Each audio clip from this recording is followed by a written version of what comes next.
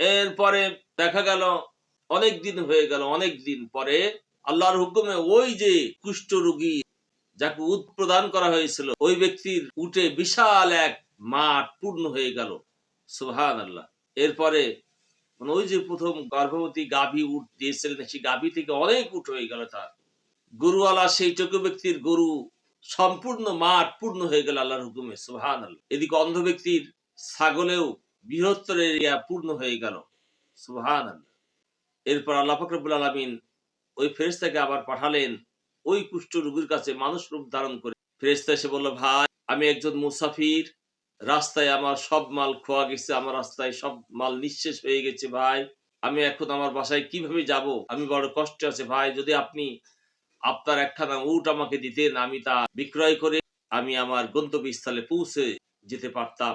শেষ পর্যন্ত ওই যে কুষ্ঠ রোগী ও বলল, কি বলছেন আপনি, এই উট তো আমার একার না, এটা আমার সন্তান আছে, আপনজনরা আছে, তাদেরও ভাগ আছে, কিভাবে আপনাকে উট দিতে পারি। তো ভাই আমার মনে পড়ছে আপনাকে চেনা চেনা লাগছে, আপনি না কুষ্ঠরোগী ছিলেন, আপনি না নিঃস্ব ছিলেন। বল ভাই কি বলছেন, আমার কোনো কুষ্ঠরোগ ছিল না, আমার কোনো সমস্যা ছিল না, আপনাকে না এই উট একজন ব্যক্তি আল্লাহর ইচ্ছায় বরকতে দোয়া করে দিয়ে গেছিলেন। বল না ভাই কি বলেন, এসব কিচ্ছু না, বরং আমি উট উত্তরাধিকার সূত্রে আমার পূর্বপুরুষ থেকে আমি পেয়েছি। তখন এই ফেরেশতা তার জন্য বললেন, আল্লাহ যেন তোমাকে তোমার আগের অবস্থায় ফিরিয়ে দেন। নাউজুবিল্লাহ মিন যালিক। টেকো ব্যক্তির কাছে গেলেন, যাওয়ার পর টেকো ব্যক্তিকে বললেন, ভাই আমি একজন মুসাফির, রাস্তা আমার সব সম্পদ সব টাকা পয়সা আমার সব হারিয়ে গেছে ভাই, এখন আমি বড় নিঃস্ব হয়ে গেছি, আমি কি করে আমার বাসায় ফিরবো সেই টেনশন আছে ভাই, আপনি যদি আপনার একটা গরু দিতেন তাহলে আমি সেটা দিয়ে আমি আমার গন্তব্যস্থলে পৌঁছাতে পারতাম। শেষ পর্যন্ত ওই টেকো লোক বলল, কি বলেন ভাই, গরুকে আমার একার নাকি, এটা আমার পরিবার পরিজনের ভাগ আছে, এতে আমার সন্তানদের ভাগ আছে, কাজে এই গরু কিভাবে আপনাকে দেব, এটা দেওয়া যাবে না। ফেরেশতা বললেন, ভাই আমার তো মনে হচ্ছে আপনাকে চেনা চেনা লাগছে, আপনি টেকো ছিলেন না, আপনার তো কোনো অর্থ সম্পত্তি ছিল না, আপনি তো গরিব ছিলেন।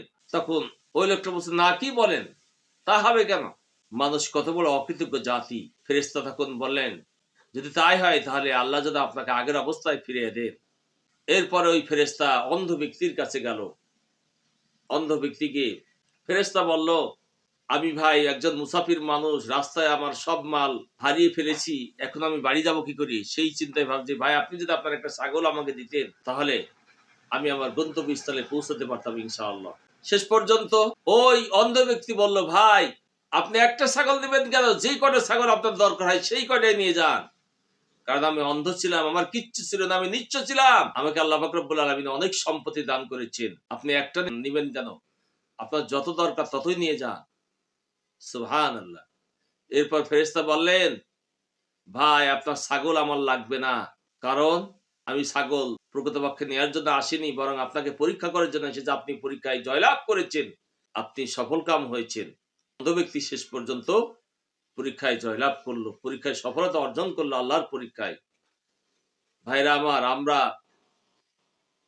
এমন অকৃতজ্ঞ জাতি যা আমরা মহান আল্লাহর নিয়ামতকে শুকরিয়া আদায় করি না। মহান আল্লাহ আমাদেরকে কত নিয়ামত দিয়েছেন অনুরূপ ভাবে, কোটি কোটি টাকার সম্পত্তি আল্লাহ আপনাকে দান করেছেন, কিন্তু আমরা মানুষ মোটেও তা বিশ্বাস করি না, মোটেও তা স্বীকার করি না। আল্লাহ পাক রব্বুল আলামিন আমাদের সকলকে তার নিয়ামতের শুকর আদায় করার তৌফিক এনায়েত করুন। আমিন।